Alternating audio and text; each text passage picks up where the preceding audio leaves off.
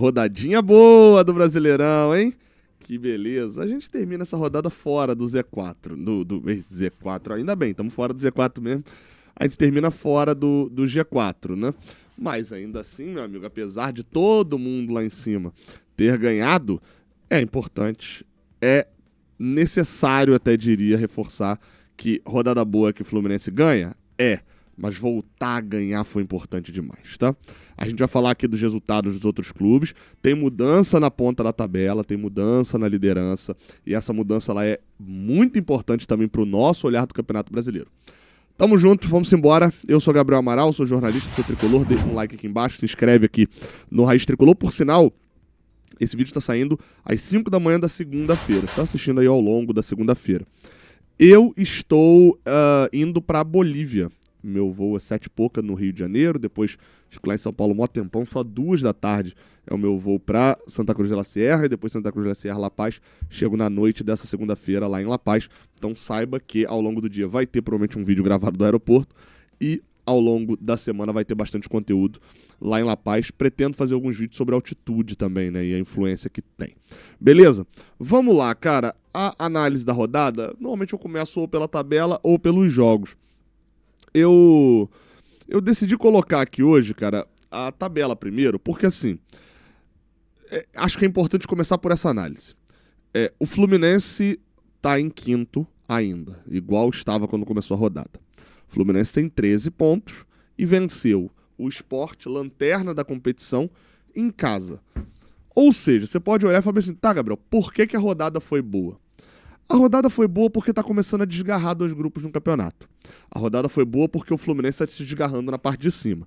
Mas, pra a gente ter certeza mesmo das coisas, vocês vão ver que o Fluminense terminou agora, nessa rodada, a fase mais fácil que teria no início do campeonato. Tá? Mas vamos lá. Eu não tô de azul à toa, né? Na verdade, não é à toa, eu já tava com essa camisa azul e aí pensei, por que não gravar? E vou começar pelo resultado que, cara, o Flamengo tem impressionado. O Flamengo tem jogado. Eu não vi o jogo, Cruzeiro 2, Flamengo 1. O Flamengo tem jogado muito bem, tem amassado seus adversários. Isso não é uma análise minha, isso não é análise dos flamenguistas, isso é análise de todo mundo que para pra ver o jogo do Flamengo. E aí, a dúvida que vai levantar nesse jogo contra o Cruzeiro é o seguinte. São algumas dúvidas, na verdade. Vai levantar dúvida sobre o Flamengo, do tipo... Show de bola. A gente está falando aqui de um time que enganou geral, ou a gente está falando aqui de um time que foi só um tropeço, isso acontece e beleza. Primeira coisa que a gente precisa saber, né, sobre o Flamengo. Outra dúvida que vai ficar também, que é sobre a equipe do Cruzeiro. O Cruzeiro para esse jogo, deixa eu até clicar aqui para mostrar na escalação, tá? O Cruzeiro foi para esse jogo, ainda com o Leonardo Jardim como técnico, Dudu afastado e tudo aquilo mais. O Cruzeiro foi com Cássio, Fagner, Fabrício Bruno, Vidalba e Kaique Bruno, Lucas Silva, Lucas Romero, Christian, que tem sido uma peça fundamental nesse Cruzeiro.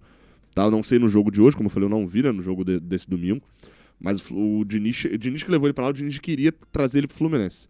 Acabou não conseguindo. Matheus Pereira, Wanderson, Caio Jorge. Entraram Gabriel, Bolassi, Eduardo. Só esses 3. O Cruzeiro tem um bom time. Acho que ninguém duvida disso. Ninguém olha para esse time do Cruzeiro e fala que é um time ruim. Mas o Cruzeiro montou e gastou dinheiro para ser quarto. Na verdade, montou e gastou dinheiro para ser campeão. Tem estrelas do Cruzeiro que não estão no time titular. Como é o Gabriel, por exemplo, que entrou para decidir o jogo, perdeu o pênalti e fez no rebote. O que vai ser o Cruzeiro nesse Brasileirão?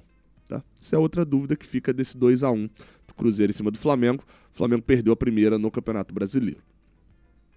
E isso fez com que o Palmeiras virasse líder. O Palmeiras ganhou do Vasco. No Mané Garrincha, o nosso Vascão despencando na tabela. 0 vitórias nas últimas 4 partidas. Nos últimos 4 jogos, apenas 1 ponto conquistado. E é aquela história, né? 3 jogos, 6 pontos. Agora já são 7 jogos, 7 pontos.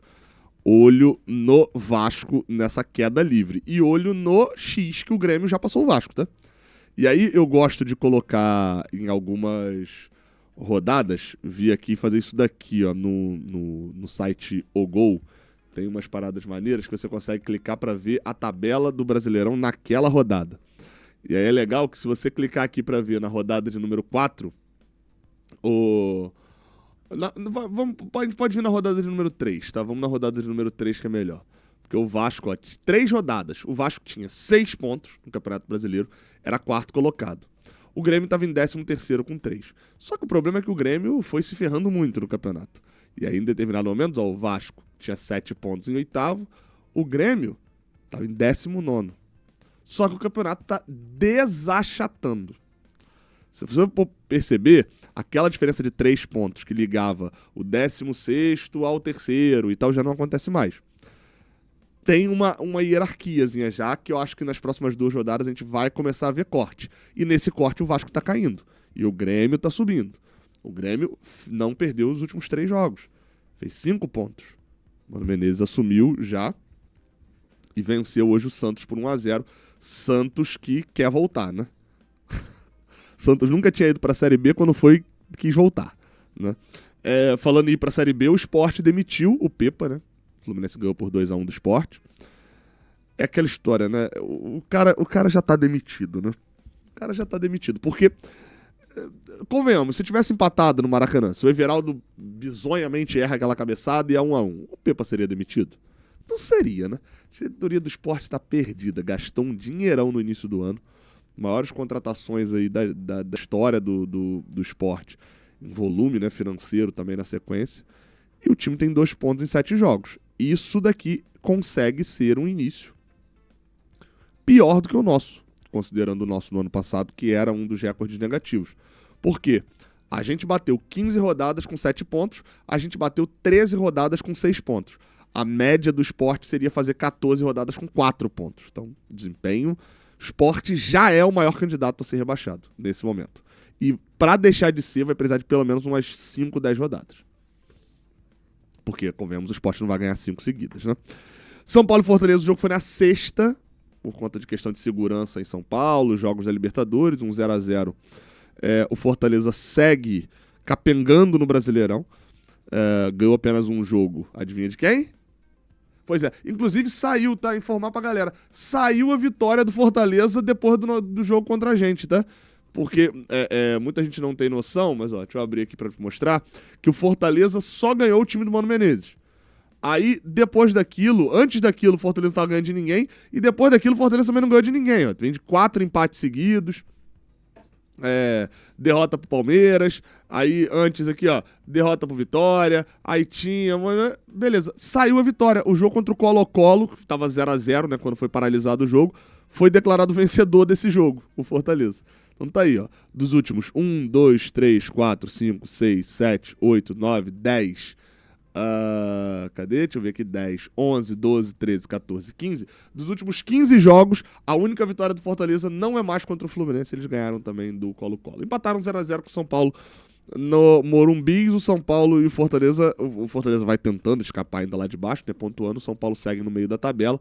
São Paulo é o time invicto do Campeonato Brasileiro nesse momento. É o único time invicto. Tem simplesmente 6 empates. E aí é engraçado porque dizem que o Zubeldia tá por uma derrota lá no São Paulo e o cara não perde. E aí, né, o gol do Everaldo, que derrubou o Pepa, nunca chega pra derrubar o São Paulo. Corinthians virou pra cima do Internacional 4-2, um jogo cheio de reclamações de arbitragem, 2 gols anulados do Corinthians e expulsão do jogador do Internacional. Enfim, tinha tudo o que fazer. O Yuri Alberto meteu 3 gols, virou artilheiro do Brasileirão. E o Dorival Júnior já estreia vencendo um dos rivais interestaduais do Corinthians, 4-2. O Corinthians é 8º com 10 pontos. E ultrapassou, inclusive, o Internacional, que tem 9. Trocação de pontos aqui, né? E aí, pra fechar, o nosso amado Fogão, pelo visto, o Botafogo vai fazer igual Fortaleza, né? Vai ficar um tempão e só vai ter a vitória contra a gente, mas eles têm um jogo contra um time da Série D, que eles enviaram 4-0, né?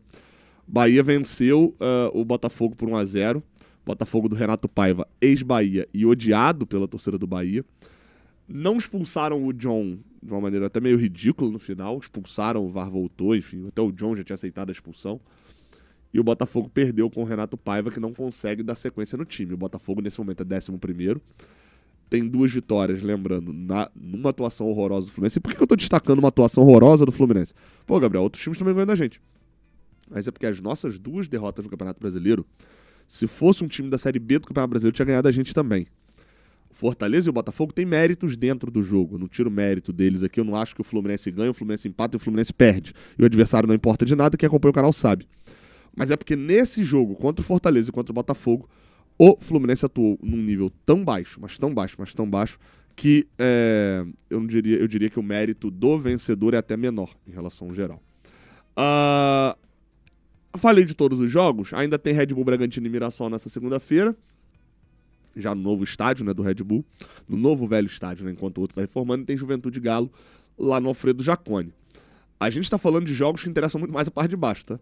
Juventude 14º, Mirassol 15º, Atlético Mineiro 17º.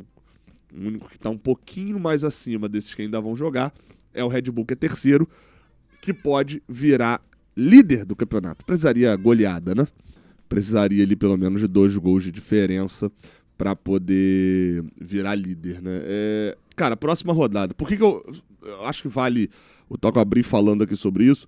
Eu falei por que essa rodada acabou a fase fácil, entre aspas, né? Muitas aspas pro Fluminense, na temporada até agora do Campeonato Brasileiro. Porque se você pegar aqui a tabela do Fluminense até agora no Brasileirão, o Fluminense jogou até agora, tá aí na tela, inclusive, minha planilhazinha ali que eu uso para poder fazer a base dos jogos, né?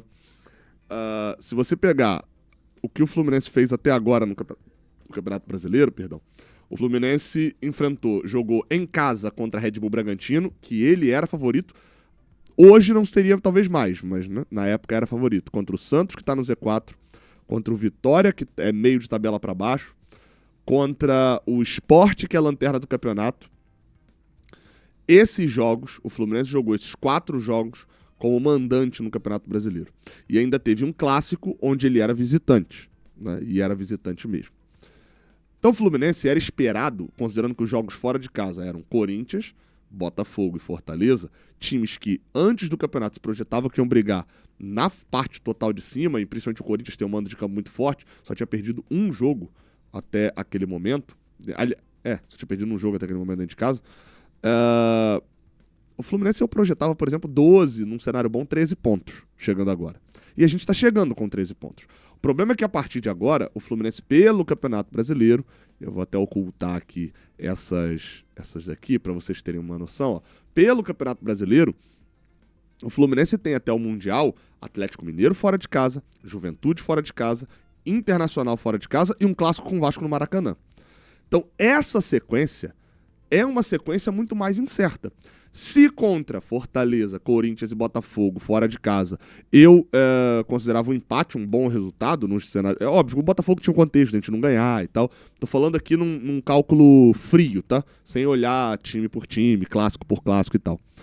Se eu já olhava esses aí, o Atlético Mineiro dentro do Z4, o Juventude também numa campanha não muito confiável, e um Internacional que tá oscilando bastante agora na mão do Roger, aliado também a um clássico contra o Vasco, eu coloco esses 4 jogos como jogos abertos.